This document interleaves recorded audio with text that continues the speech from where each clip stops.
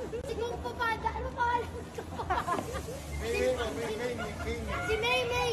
May May Kung Fu Panda ang pag-uulap natin. Go, May May! Go! Go! 1, 2, 3, go!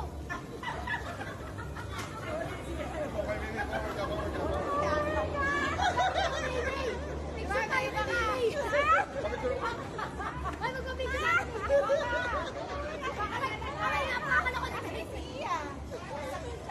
Napakala ko na Amy!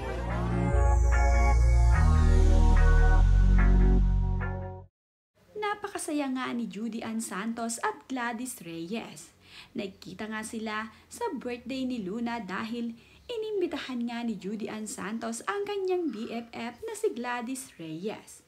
Nakakatuwa naman nga na pinagbigyan ni Judy Ann Santos ang hiling ni Gladys Reyes na makapag-TikTok sila at hula hoop dalawa. Narito nga ang mga kaganapan dito kay Judy Ann Santos at Gladys Reyes.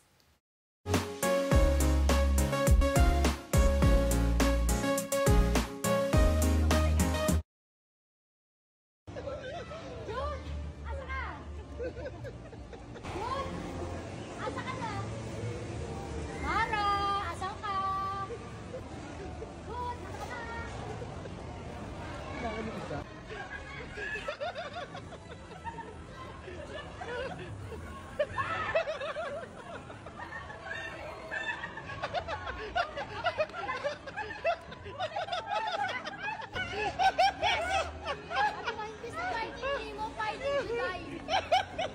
Naglalaro yung mga... Alam mo ba, due to insistent public demand. Di ba, Mami Carol? Alam mo, bukod sa dalawa lang hihilig nila eh. Sasampalin mo na lang ako. Sama na sila doon. Alam na nila yun. Alam na nila kaya mo yun. Napurutan mo na lang ako. Alam na nila yun. Dalawa lang hinihiling nila. Please lang, mag-TikTok kayo o kaya mag-hulog kayo ni Juday. Yun lang talaga. Nakakatuwa nga na pinagbigyan naman ni Judy Ann Santos itong si Gladys Reyes na makapag-TikTok sila. Kilala nga natin itong si Gladys Reyes na napakahilig mag-TikTok. Kaya naman, naisipan nga niyang ayain itong si Judy Ann. Hindi naman siya tinanggihan ni Judy Ann Santos at pinagbigyan nga siya. Pati nga sa paghuhula hoop ay napapayag ni Gladys Reyes ang kanyang BFF na maghula hoop. Sanay na sanay naman itong si Gladys Reyes habang si Judy Ann naman ay hirap na hirap upang hindi bumaba ang kanyang hula hoop.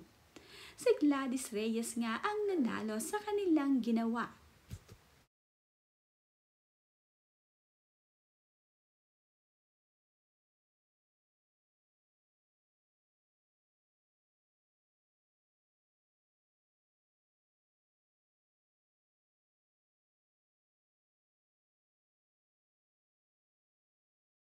Sa pag-game sa pagbabalot ng tissue sa kanilang mga anak, ay kasali naman nga itong si Judy Ann Santos at ang birthday girl na si Luna. Kasali din naman itong si Gladys Reyes kasama ang kanyang anak at ang isa pang kaibigan ni Judy Ann. Nakakatuwa naman nga itong si Judy Ann na todo karir sa pagsali sa games para sa kanyang anak na si Luna.